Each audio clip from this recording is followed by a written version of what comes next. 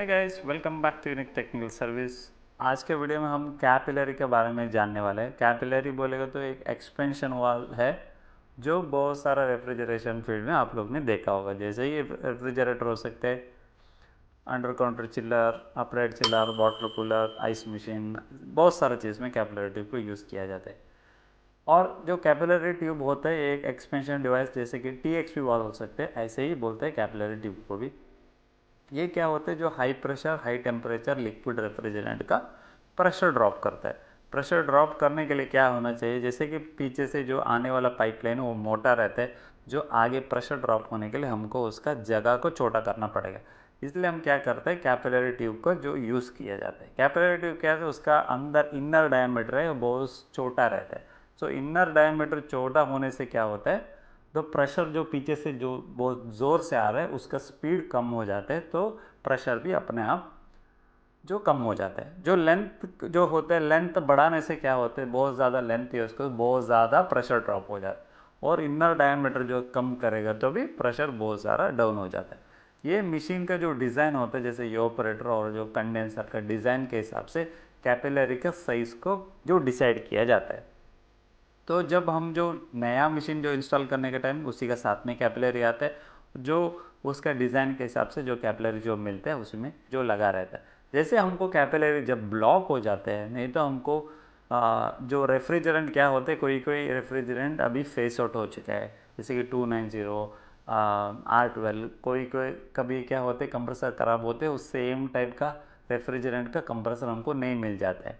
जैसे कि 600 जो ये है उसका कंप्रेसर ख़राब हो जाता है, तो सेम कंप्रेसर हमको नहीं मिलेगा, तो हम कभी कभी 134 का रेफ्रिजरेंट का कंप्रेसर सेम मशीन में यूज़ किया जाता है।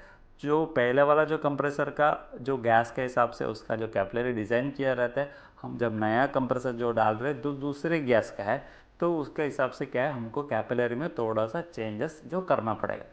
क्यों करना पड़ेगा, क्योंकि हर रेफ्रिजरेंट का एक मास फ्लो होता है, उसके एक वेलोसिटी होते हैं, उसके एक डेंसिटी होते हैं, वो अलग अलग रहते हैं।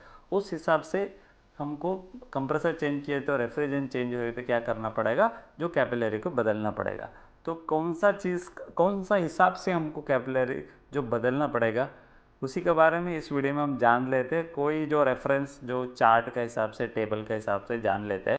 जो एक मशीन का जो कैपिलरी ट्यूब जो चेंज करना है, जैसे कि गैस चेंज होने की वजह से हमको कैपिलरी चेंज करना पड़ेगा, बट ये कभी भी जो चेंज करता है वो एग्जैक्टली कभी सक्सेसफुल नहीं हो सकते, क्योंकि मशीन के डिज़ाइन के हिसाब से गैस के हिसाब से हम इतना परफेक्टली रेट्रोफिट कभी कर नहीं सकते। बट एक्चुअली बोलते हैं इतना जो साइज़ का जो डालो इतना लेंथ में डालो सही हो जाएगा, बट एक्चुअली नहीं है, क्योंकि ये जो सुपर हीट हो जाता है, जो सब कूलिंग है, बहुत सारा चीज़ को मैचिंग करा के कोई भी जो मशीन को डिज़ाइन किया जाता है। जैसे कि हम लोग जो टेक्नीशियन लोग क्या करते हैं अभी, जैसे कि 290 का जो गैस है उसको निकाल के हम 134 का जो कंप्रेसर डाल रहे हैं उस मशीन का रेट्रोफिट करना है। कोई कोई क्या करते हैं, कुछ भी चेंजेस ही नहीं करते, जैसे कि कंप्रेसर चेंज कर दिया, कैपिलरी सेम है, ड्रायर फिल्टर चेंज कर दिया, मशीन को चालू कर देता है। बट क्या होता है, हमको कूलिंग मिलता भी है। कोई लोग बोल सकते हैं हम कैपिलरी चेंज नहीं किया, ऐसे ही कंप्रेसर चेंज करके हम हमारा मशीन जो चल रहा है, बट क्या होता है एफिशिएंसी में जो कम हो जाता है। कोई भी जो मशीन को डिज़ाइन किए वो 100% एफिशिएंसी में जो चलना चाहिए, जितना बिजली कंज्यूम कर रहे हैं उस हिसाब से हमको कितना आउटपुट मिलना चाहिए, वो कभी कभी नहीं मिलता है। वो डिफरेंस होता है जो कैपिलरी का आईडी के हिसाब से, कैपिलरी का लेंथ के हिसाब से हमको इतना परफेक्टली कूलिंग नहीं मिलता है। बट कोई भी ऑब्जर्व नहीं कर सकते हैं, क्योंकि क्या हो सकते हैं, कस्टमर को पता ही नहीं चलता है हमको क्या चेंज किया, क्या कैपिलरी से क्या चेंज होता है। जैसे कि कोई भी अंडर काउंटर जो चिलर हो सकते, शायद वो आधा घंटा में उसका टेम्परेचर आता होगा। जैसे कि हमने गैस चेंज कर दिया, कैपिलरी चेंज कर दिया, उसके बाद में शायद हमने गलत वाला कैपिलरी डाल दिया, तो शायद आधा घंटा का जगह में पौना घंटा भी जा सकते हैं, नहीं तो 1 घंटा भी जा सकते हैं। उस हिसाब से क्या हो जाता है, डिफरेंस हो जाते हैं, वो मालूम नहीं पड़ता। टेम्परेचर तो रीच होता है, टाइम लगता होगा, उस हिसाब से जो कैपिलरी चेंज करने से प्रॉब्लम आ सकता है। बट क्या हो जाता है, मेरा एक्सपीरियंस के हिसाब से मैं बोलना चाह रहा हूँ, कभी आपको कैपिलरी चेंज करना पड़ रहा है, जो सीधा जो कैपिलरी ट्यूब है उसका आईडी, इसका जो इनर इनर जो साइज़ होता है, आईडी बोलते हैं उसके, इनर डाया, उस हिसाब से जो एक सैंपल लेके जाओ कोई दुकान में जाके, सेम वाला कैपिलरी ट्यूब ले लो। कभी जो कैपिलरी ट्यूब चेंज करने के टाइम क्या होता है, इसका अंदर आप आईडी देख सकते हैं, आईडी का हिसाब से कैपिलरी ट्यूब को हमको बदलना पड़ता है। मेरा हिसाब से जब रेट्रोफिट करते हैं, एक मशीन का गैस जो चेंज करके दूसरा कंप्रेसर डालता है जो डालना चाहता है, तो उन लोग को हमको थोड़ा प्रैक्टिकल नॉलेज होना चाहिए, क्योंकि कौन सा रेफ्रिजरेंट से कौन सा रेफ्रिजरेंट का आप चेंज कर रहे हैं, क्योंकि कोई एक एक गैस का एक एक मास फ्लो होता है। मास फ्लो के हिसाब से हमको कैपिलरी को एडजस्ट करना पड़ता है। कोई मशीन का ज़्यादा मास फ्लो है तो उसका कैपिलरी का रिस्ट्रिक्शन हमको जो कम करना पड़ेगा। जो कम जो मास है उसमें क्या मास फ्लो हमको क्या करना, थोड़ा रिस्ट्रिक्शन ज़्यादा करना पड़ेगा। जैसे कि कैपिलरी का जो साइज़ है उसको तीन आइडिया से हम चेंज कर सके। एक तो कंप्रेसर का जो कैपेसिटी है तो उस हिसाब से, दूसरा जो फ्लो रेट होते हैं जैसे कि उसका लिक्विड डेंसिटी, वेपर डेंसिटी और जो फ्लो रेट होते हैं, फ्लो रेट के हिसाब से हमको चेंज जो करना पड़ता है। जैसे कि एक एक गैस को एक एक मास फ्लो होता है। जैसे R22 है, R22 का मास फ्लो देख सकते हैं 33 kg/h है, 134 का 36 है, 404 का 42 है। ये अलग अलग गैस का अलग अलग मास फ्लो होता है उस हिसाब से। जैसे कि आपको अभी 134A है, इधर 290 है, नहीं तो 290 से आपको 134 को चेंज करना है। 290 का फ्लो रेट कितना है, 28 है, 134 का कितना है, 36 है।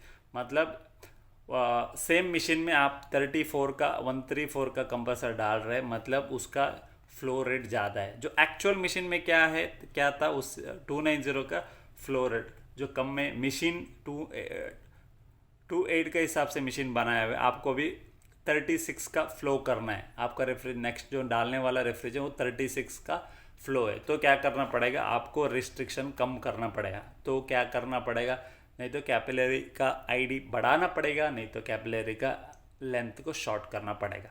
तो इस हिसाब से हर गैस का एक एक मास फ्लो होता है, उस हिसाब से कैपिलरी को एडजस्ट करना पड़ेगा। बट ये सिर्फ आप एक्यूरेट नहीं कर सकते, आप जस्ट आइडिया से कर सकते कौन सा गैस से कौन सा गैस में चेंजेस करना चाहिए बोलते। इसमें कभी 100% सक्सेसफुल नहीं मिलने वाला है, बट कोई आइडिया का हिसाब से जो कर सकते हैं। जैसे कि ओल्ड रेफ्रिजरेंट 12 है तो नेक्स्ट 134 है तो increase the length 10 to 15%, ID same रख सकते हैं आप। उस हिसाब से एक एक गैस के हिसाब से इधर लिखा हुआ है, बट आप आइडिया सा मतलब गैस का मास फ्लो के हिसाब से आप अंदाजे से जो कर सकते हैं, जो कभी आप एग्जैक्टली तो नहीं मिलने वाला है। ये जस्ट एन एक्सपेरिमेंट के हिसाब से जो कर सकते हैं।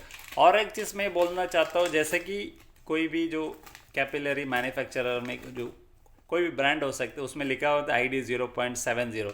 ID 0.70 मतलब इसका इनर आईडी बोलते हैं इसको 0.70।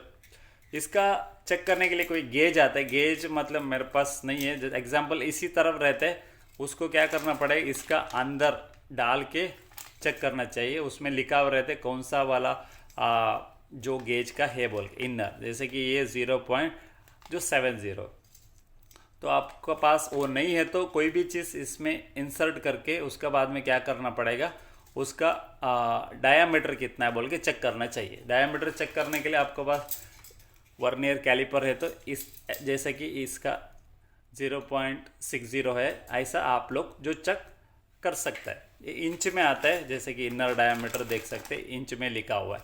बट ये क्या होते हैं, ये इधर जो लिखा हुआ सेम इधर नहीं मिलेगा, मतलब ये ब्रांड टू ब्रांड डिफरेंस है। कोई ब्रांड में लिखा है 0.7, ये स्टैंडर्ड है 0.70 आता है, शायद इधर आप 0.068 मिल सकते हैं, नहीं तो 0.69 मिल सकते, नहीं तो 0.71 भी मिल सकते। ये डिफरेंस है, ये ब्रांड के हिसाब से डिफरेंस है।